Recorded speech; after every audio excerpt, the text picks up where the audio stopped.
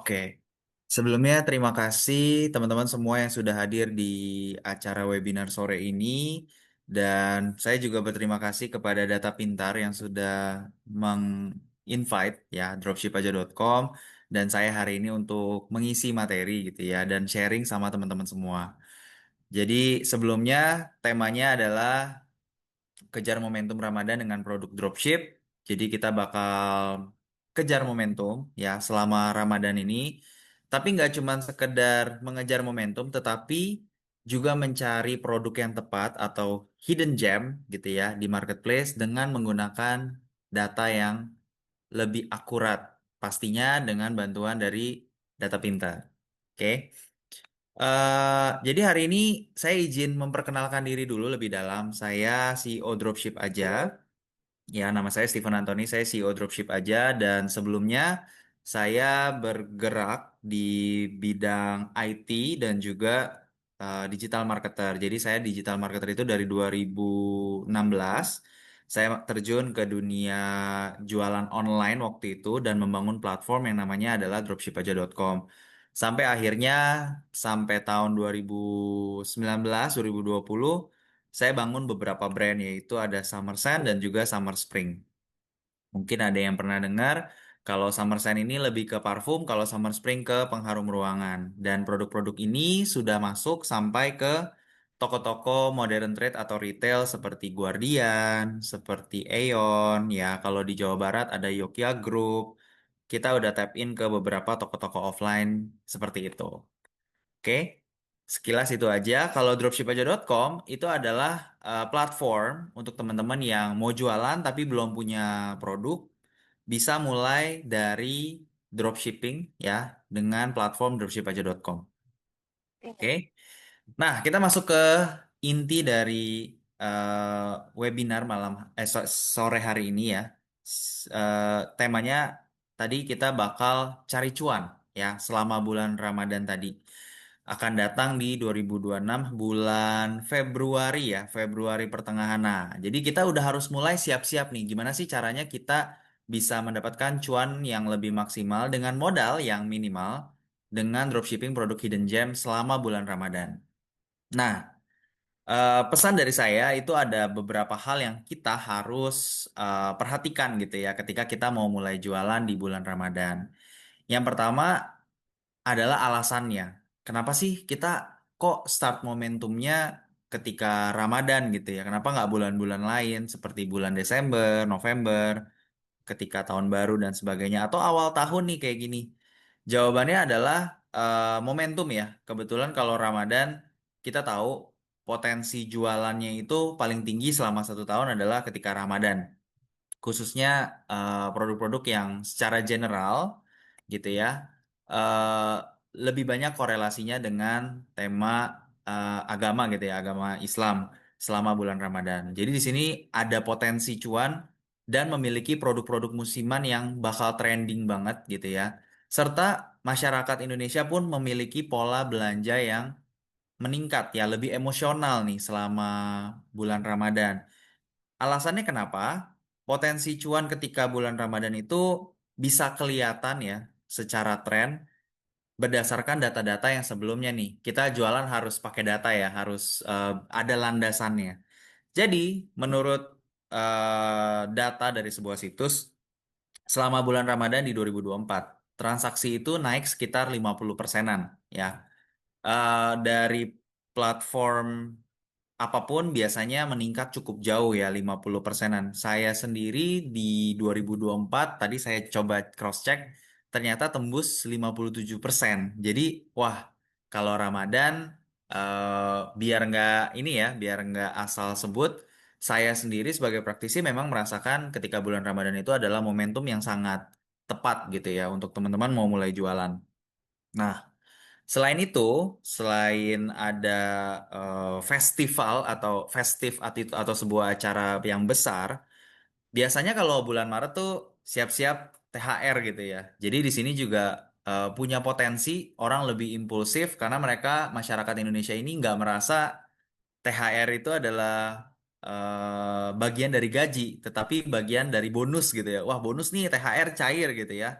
Jadi mereka punya habit yang lebih spend gitu, lebih lebih mau ngeluarin uangnya untuk kebutuhan sehari-hari ataupun untuk impulsif. Belum lagi dengan adanya promo yang besar-besaran, baik dari platformnya ataupun sellernya. Kita semua sebagai seorang seller tahu betul bahwa ketika kita jualan, hal terpenting itu adalah menjaga yang namanya momentum gitu ya. Kita harus ikut dalam momentum apapun yang sedang terjadi gitu ya. Kalau lagi Ramadan, pastinya ketika marketplace-nya udah promo besar-besaran, kita juga nggak mau kalah nih. Dari sellernya juga bantu, juga provide promo-promo yang menarik sehingga kita tidak kalah saing dengan kompetitor-kompetitor kita gitu ya. Jadi kita ngikut lah, ikut jualan. Artinya apa? Potensi cuannya dan potensi orang untuk tergerak gitu ya untuk belanja selama bulan Ramadan pastinya semakin meningkat. Nah, kalau kita ngobrolin produk, tadi kita mau ngobrolin hidden gem ya. Jadi secara general biasanya produk-produk yang berkorelasi dengan Ramadan itu pasti meningkat jauh banget ya. Salah satu contohnya adalah peralatan rumah tangga kayak ibu-ibu tuh biasanya beli apa namanya mangkok baru lah atau mungkin kalau ada yang tahu Pyrex ya buat biasanya buat sop gitu-gitu ya. Kemudian beli panci. Pokoknya peralatan-peralatan rumah tangga. Kemudian pastinya Muslim fashion ya. Sebagai umat Muslim pastinya untuk ikut eh, mengikuti adat istiadat lah ya dan juga memang tradisi yang ada di Indonesia, pastinya Muslim fashion ini menjadi produk yang menggiurkan juga untuk teman-teman semua bisa cobain jualan produk-produk yang selama bulan Ramadan ini bakal meningkat gitu ya. Kemudian terakhir dari saya itu adalah produk-produk hampers dan gift. Nah, ini salah satu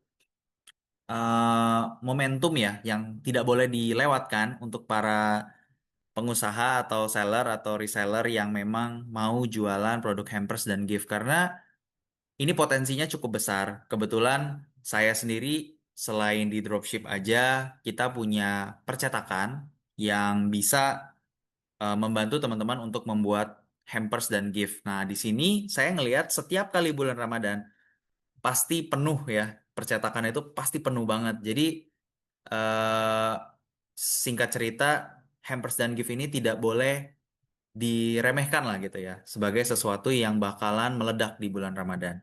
Dan masih banyak produk-produk lainnya sebenarnya. Oke.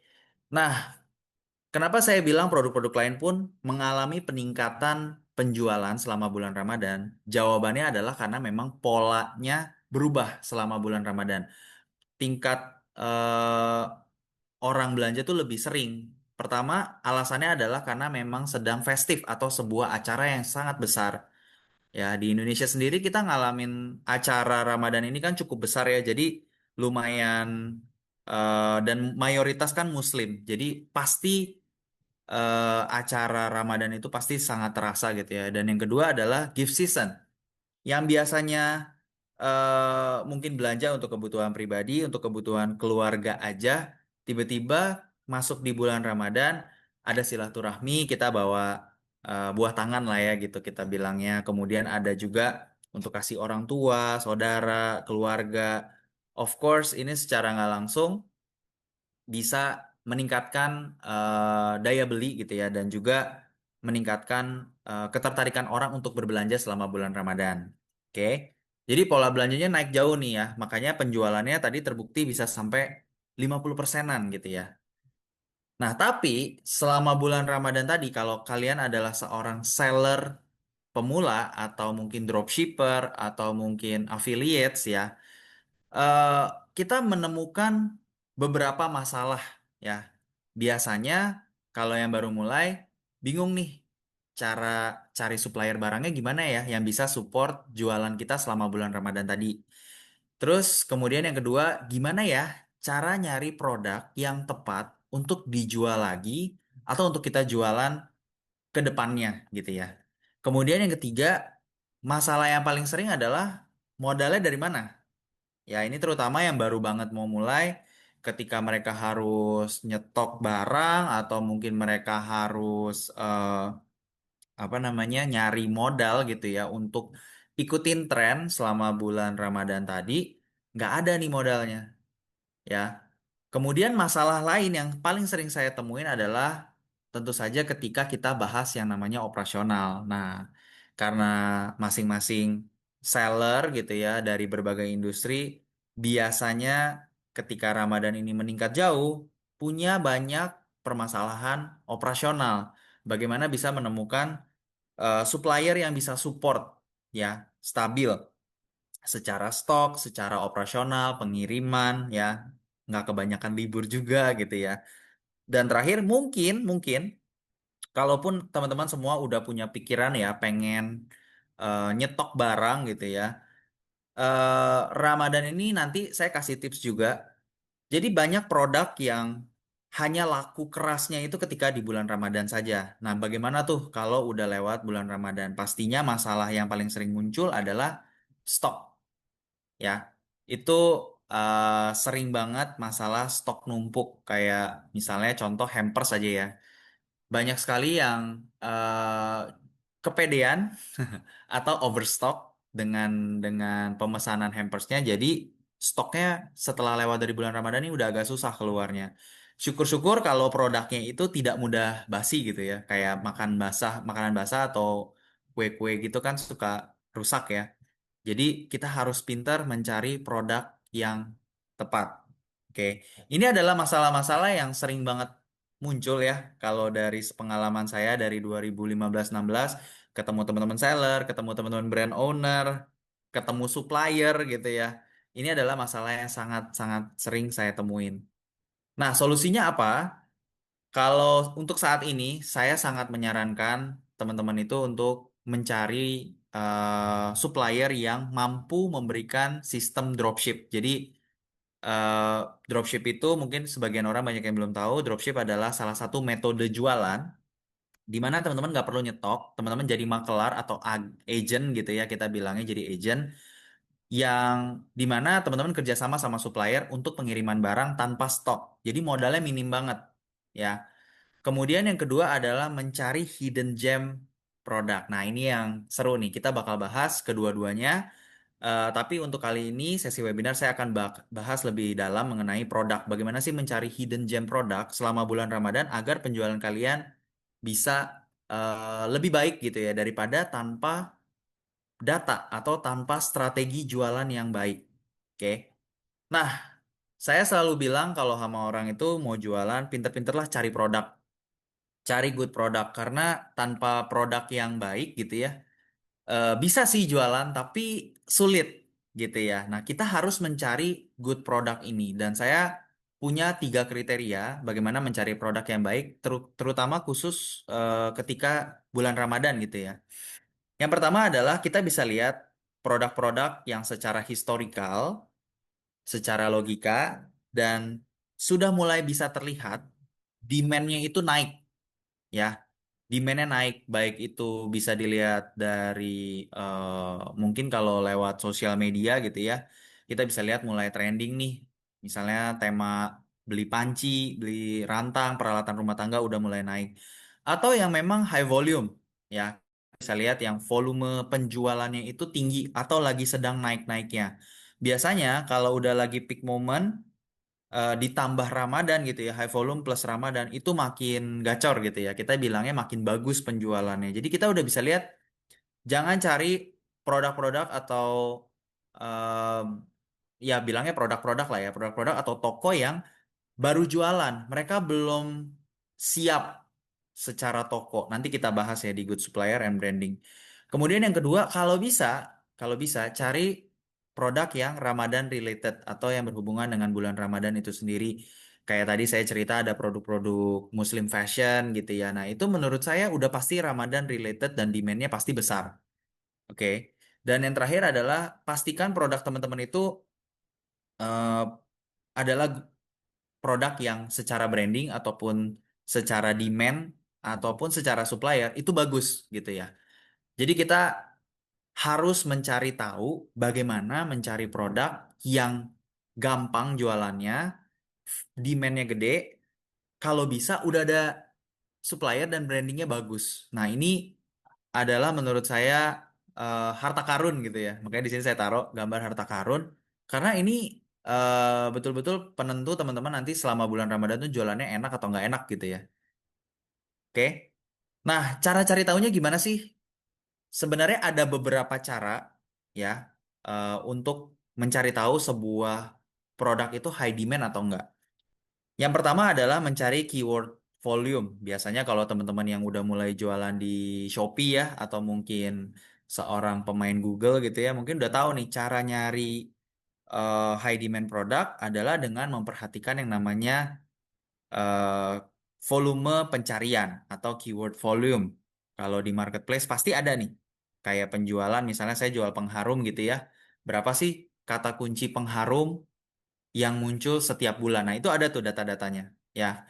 Kemudian kita juga bisa tahu melalui kompetitor. Kita udah bisa lihat eh, trennya gitu ya. Data-data kompetitor ini lagi turun atau lagi naik kalau teman-teman udah punya alat atau tools gitu ya. Banyak sekali tools-tools. Salah satunya adalah data pinter nih yang bisa provide eh, untuk kita nyontek gitu ya. Kita nyontek data kompetitor, mereka jualannya berapa, varian apa yang laku. Ya, kalau misalnya jualan fashion, kan warnanya banyak banget tuh. Ada warna mungkin krem, coklat, putih, hitam, abu-abu. Yang mana sih yang kira-kira aku fokus jualin produknya, varian yang mana? Nah, dengan adanya data kompetitor ini, kita bisa nyontek nanti ya. Kita bisa nyontek varian apa sih yang harus gua stok, size apa aja sih yang harus di stok gitu ya. Dan terakhir adalah kita tahu memang market size-nya besar. Ya, kita tahu demand dan kebutuhan marketnya itu sangat besar selama bulan Ramadan. Caranya gimana? Seperti yang saya bilang tadi, salah satu indikatornya nggak cuma di keyword volume, tapi memang market size atau proyeksi selama di bulan Ramadan ini masyarakat Indonesia kan Muslim-Muslim kebanyakan muslim. Jadi kita tahu market size-nya tuh gede banget gitu. Ya. Contohnya seperti itu. Ini berlaku juga dengan acara atau festif-festif lainnya seperti ketika nanti tema Agustusan, Valentine, Imlek, Tahun Baru, Natal. Teman-teman bisa cek market size-nya berdasarkan tools-tools ya. Atau bisa juga ngecek dari trending yang ada di sosial media. Oke. Nah, berikutnya saya akan sharing juga bagaimana mencari good supplier dan produk. Ada beberapa hal yang harus kita perhatikan ya ketika kita mau mulai jualan. Yang pertama adalah ketika kita mencari supplier, kita harus cari yang memang secara delivery performance-nya itu tidak diragukan atau kita bisa percaya.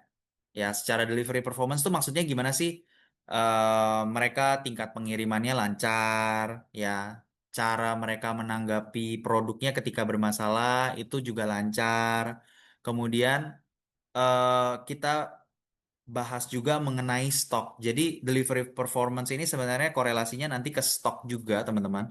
Bagaimana kita menjaga stok selalu ada. Kita juga nggak mau dong, udah capek-capek riset, udah capek-capek mikirin, udah spend budget iklan atau udah ngonten bahkan tiba-tiba pas hari H cuma baru jualan seminggu barangnya udah sold out, udah nggak ada. Terus suppliernya nggak restock lagi. Nah, ini menjadi sebuah masalah gitu ya yang cukup besar dan ini ngaruh ke delivery performance supplier. Dan yang terakhir adalah kalau bisa kita cari produk dan juga supplier yang memang sudah menjadi top of mind gitu ya. Top of mind dari market-market yang ada di Indonesia. Nah, berikutnya kita akan lakukan demo atau implementasi gimana sih caranya. Nah, kebetulan hari ini eh, saya udah siapin gitu ya halaman-halaman dan juga cara prakteknya bagaimana kita mencari hidden gem product selama nanti persiapan teman-teman di bulan Ramadan. Nah, kalau dari saya sendiri, dari Data Pinter ini, saya punya beberapa fitur yang memang saya cukup sering pakai dan suka gitu ya. Yang pertama adalah kategori, riset kategori ya. Kalau riset kategori ini berhubungan dengan eh, bagaimana kita nantinya mau bermain di industri apa atau bidang apa. Jadi kalau dari awal banget nih, kalau saya jadi harus dari seller awal banget yang nggak belum memulai sesuatu, saya akan mulai dari kategorinya dulu. Contoh, saya mau main elektronik gitu ya. Misalnya saya punya teman yang jualan aksesoris elektronik gitu ya. Misalnya eh, biasanya kayak kamera gitu, CCTV. Teman saya ada yang jualan CCTV. Bisa nggak ya saya dropship atau saya jadi resellernya dia? Nah, biasanya hal yang paling pertama saya cek adalah mengenai riset secara kategorinya. Nah, di sini kita bisa lihat total data omset 30 hari terakhir dari 60 produk. Itu yang paling gede omsetnya kira-kira berapa dan jualannya apa sih? Nah, kita bisa cek nih. Kira-kira secara random 60 hari terakhir di kategori elektronik kamera keamanan tuh apa sih yang produk kayak apa yang laku? Ya, di sini kita bisa lihat trennya juga nih. Kayak contohnya kayak gini, kita bisa lihat omset 30 hari terakhir. Oh, ternyata yang paling laku adalah produk ini. Kita bisa cek juga kenapa sih produk ini laku gitu ya. Mungkin ada fitur-fitur apa atau keunggulan-keunggulan apa atau brandnya. Kita bisa cross check lah secara garis besar produk ini kenapa laku atau nggak laku. Jadi saya selalu mulai dari kategorinya dulu.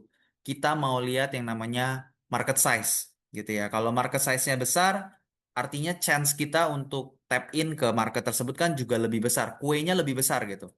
Kalaupun diambil sama banyak orang, kuenya tuh tetap besar. Nah, itu yang kita mau. Ya, jadi selalu saya mulai dari riset kategori. Kemudian setelah riset kategori, saya masuk ke riset produk. Walaupun tadi udah dapat insight produk ya, saya akan cari lagi lebih dalam ya. Karena tadi secara garis besar kategori biasanya kecampur-campur tuh. Kayak misalnya fashion, dia akan muncul banyak sekali tipe produk. Kayak ada hijab keluar mungkin gitu ya, ada pasmina, ada apa tuh namanya kayak pin-pin gitu ya kalau cewek muslim dan lain-lain lah. Nah, kalau di riset produk ini kita secara spesifik menggunakan kata kunci tertentu untuk riset lebih dalam di kategori tersebut. Misal, saya pengen cari di kategori misalnya kaos nih. Kan fashion turunannya banyak. Saya khusus spesifik ngomongin kaos. Nah, saya bisa cari kata kunci kaos tersebut dan saya mendapatkan eh, hasil atau data-data yang lebih akurat terhadap penjualan produk-produk kaos. Contohnya kayak gini nih. Nah, kita bisa lihat berapa sih eh, potensi market yang bisa kita dapat gitu ya. Kemudian kita juga bisa cek volumenya berapa sih. Oh, selama 30 hari terakhir ternyata penjualan kaos dari satu toko itu average-nya berapa dari 60 data terakhir gitu ya. Kita bisa lihat lebih nggak? Bisa. Kita bisa lihat lebih. Jadi datanya nih biasanya bisa berubah tuh ya. Tadi 60 ternyata setelah ditambah datanya dari 109 produk, omset 30 hari terakhir itu menyentuh 7 miliar misalnya. Nah, kita bisa cek lagi nih. Benar gak sih penjualan dari setiap barang ini volumenya berapa dan warnanya apa? Kita bisa lebih dalam lah untuk ngeliat produk yang mana yang bakal kita bisa jualin. Dan terakhir adalah kita bisa lihat yang namanya kata kunci. Kalau saya paling suka pakai kata kunci ya. Jadi kita kalau tadi itu produk lebih spesifik, kalau ini kata kuncinya. Jadi kita pakai untuk nantinya strategi marketing dan juga SEO gitu. Misalnya contoh kita mau beli, misalnya mau beli tadi lagi deh ya kaos gitu misalnya. Kita bisa lihat di kategori kaos judul produk ataupun tema produknya apa sih? Oh, di sini ada kaos, kaos biru, kaos navy. Terus kita juga jadi tahu ada tipe-tipe kaos apa aja yang ada di market dan memiliki jumlah pencarian yang besar. Contoh, misalnya saya nggak mau cuman kaos nih, saya mau kaos oversize. Jadi bukan hanya untuk menentukan variasi, tetapi bisa lebih dalam ke kategori juga nih nyebrangnya ya. Kaos oversize, ternyata pencariannya lumayan banyak. Dan ternyata kaos oversize lebih banyak dicari oleh wanita karena secara data pencarian kaos oversize wanita itu sampai 6 kali lipat daripada kaos oversize cowok. Buat saya yang kalau memang mau mulai jualan kaos gitu ya, saya akan mulai dari sini. Dengan data ini saya jadi tahu, oh ternyata market kaos oversize itu mostly cewek. Saya tinggal cari lagi di data preset produk gitu ya. Kayak gimana sih kaos oversize wanita, yang kayak gimana sih yang laku.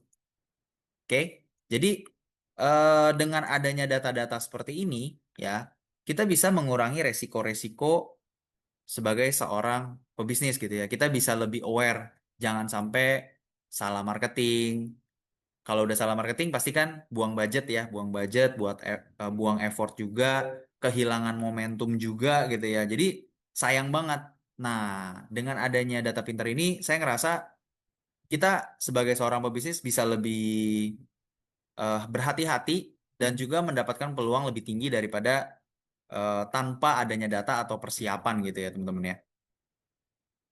Oke, kurang lebih seperti itu cara saya secara eh, apa namanya persiapan ketika nanti saya mau cari hidden gem di bulan Ramadan. Oke.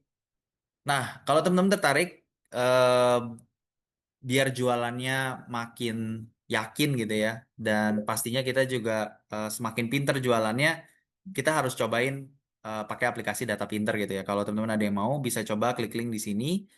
Mungkin eh, saya bisa bantu copy ya. Nanti teman-teman kalau ada yang mau bisa coba lihat di kolom chat. Di situ ada link untuk pendaftaran data pintar. Oke, kita lanjut lagi teman-teman.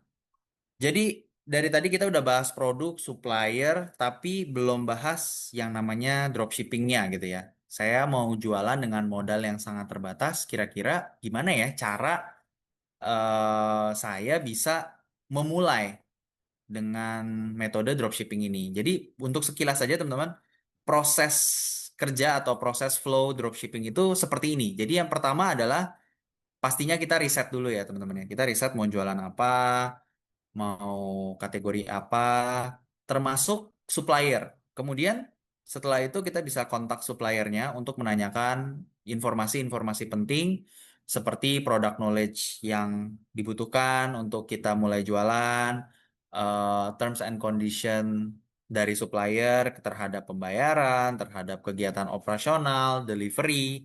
Itu penting banget ya teman-teman ya untuk dicatat di awal sebagai referensi untuk menentukan supplier. Kemudian yang ketiga adalah eh, kita akan minta aset dan juga informasi produk lebih dalam. Misalnya contoh kalau barang misalnya kaos gitu ya, kaos warna biru ini ada gambar-gambarnya nggak, ada foto-fotonya nggak, ada video-video marketingnya nggak, kemudian ada info mengenai stoknya nggak. Kalau ada stok lebih bagus lagi teman-teman. Ya, karena udah semakin detail. Kemudian buat para pemula ataupun seller-seller yang baru mau mulai, udah pasti teman-teman harus setup toko ya, yang baru mau mulai nih, setup tokonya jauh-jauh hari sebelum bulan Ramadan, which is itu adalah sekarang sebenarnya. Ya, ini kurang lebih kan 1 bulan ya kita mau memasuki eh, apa puasa gitu ya. Alangkah baiknya tokonya itu udah mulai dipersiapkan dari sekarang, upload produknya, testing-testing orderannya, kita sambil tes juga sih supplier performance-nya gimana. Lalu kita mulai setup untuk kegiatan-kegiatan marketing, pasang iklan lah, testing mungkin gambar-gambar thumbnail produknya, video-videonya ya. Dan nanti di hari hanya kita bisa fokus terhadap operasional. Jadi kalau sehari-harinya dropshipper ya gini-gini aja, riset produk, kontak supplier, dapat harga bagus, mulai jualin.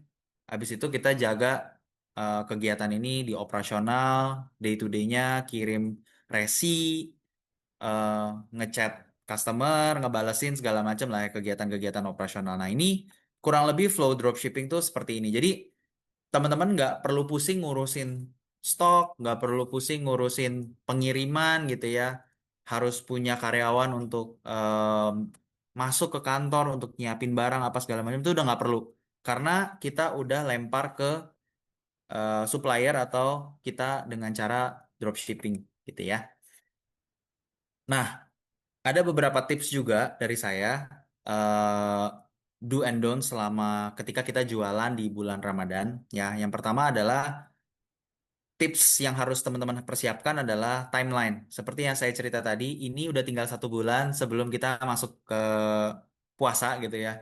Jadi alangkah baiknya udah mulai siap-siap ini produk-produknya. Sorry, sebelum produk mungkin riset datanya dulu, produknya, suppliernya, tokonya, iklannya udah mulai disiap-siapin semua teman-teman budgetnya ya, karena semuanya butuh persiapan. Kemudian backup supplier. Seandainya teman-teman mau jualan kaos, seperti yang saya cerita tadi, mungkin teman-teman harus punya banyak referensi supplier-supplier supaya teman-teman bisa mencoba menjadikan mereka itu beberapa backup. Misalnya kaos biru di toko A kosong, saya siap-siap ganti ke toko B yang punya warna biru yang mirip-mirip dan jaraknya nggak terlalu jauh supaya nanti nggak kena ongkos kirim gitu ya yang terlalu jauh juga.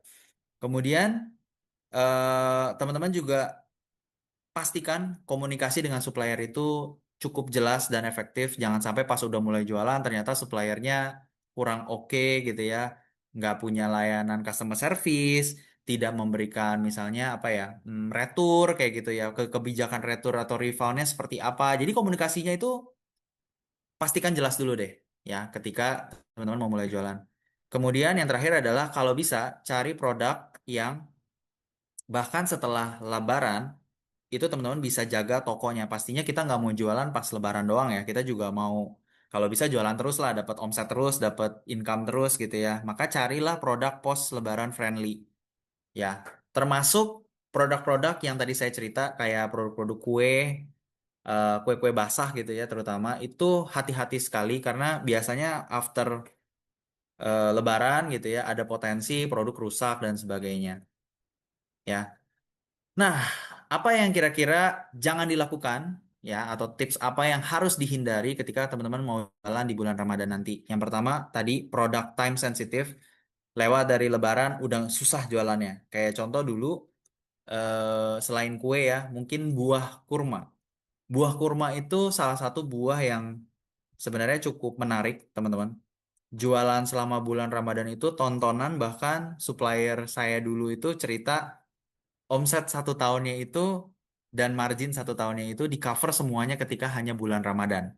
Jadi ini benar-benar produk time sensitive. Kalau teman-teman hanya sebagai reseller, ini harus cukup hati-hati gitu ya teman-teman ya. Kemudian yang kedua adalah terlalu perfeksionis. Nah ini biasanya tips untuk teman-teman yang baru mau mulai, jangan kebanyakan mikir, jangan kebanyakan apa ya, takut ini takut itu lah, perfeksionis dulu gitu ya. Jangan terlalu perfeksionis dulu karena teman-teman baru mau mulai. Tapi untuk sebagian orang yang memang sudah memulai, justru pesan dari saya adalah untuk berhati-hati, jangan terlalu pede juga ketika teman-teman mulai menyiapkan produk-produk khusus Ramadan, kayak misalnya tadi hampers. Hati-hati dengan pemesanan packaging, pemesanan bahan baku dan sebagainya. Begitupun sebaliknya, hati-hati dengan jumlah bahan baku yang disiapkan, kayak gitu. Kemudian yang ketiga adalah hindari produk-produk yang low margin dan low volume. Jadi kan produk itu biasanya ya low margin tapi high volume. Ada juga yang eh, apa high margin low volume gitu ya. Jadi kebalikannya lah intinya gitu. Jangan cari produk yang udah low margin, low volume. Pertama, kalian susah dapat margin besar selama bulan Ramadan karena semua orang hantem-hanteman marketing. Pasti itu. Ya. Tapi at the same time, volumenya juga kan kita nggak bisa tolak juga ya. Jadi mau nggak mau kita harus masuk ke dalam market itu. Jadi siapkan harga yang baik, cari supplier yang memang bisa memberikan kita harga yang cukup affordable dan eh, berhati-hatilah dengan margin ini gitu ya. Dan terakhir adalah hindari bad product atau bad supplier yang tidak bisa mensupport kegiatan jualan kalian di selama bulan Ramadan. Mulai dari sekarang, mulai tanya supplier, persiapan stoknya seperti apa, ya pengirimannya seperti apa, jadwal libur seperti apa, kurir apa aja yang disiapin sama supplier kita gitu ya. Jadi kita harus lebih apa ya, lebih hati-hati lah gitu ya. Oke, saya lihat mulai banyak pertanyaan. Kita habis ini akan jawab ke sesi Q&A.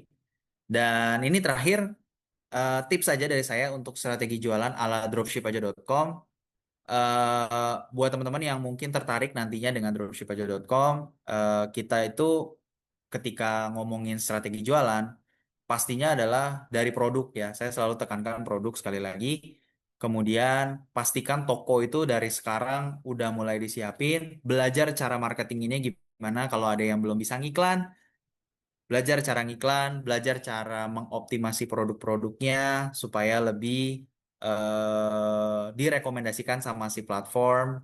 kemudian fokus untuk belajar cara jualan, baik itu secara iklan tadi ya, tapi bisa juga secara live dan lain-lain. Kemudian terakhir jaga momentum. Ya, that's why di dropship aja kita siapin produknya, kita siapin mentornya, kita siapin sistemnya untuk teman-teman lebih mudah ketika melakukan dropshipping nanti gitu ya. Sistem tuh kayak gimana? Ini juga tips teman-teman.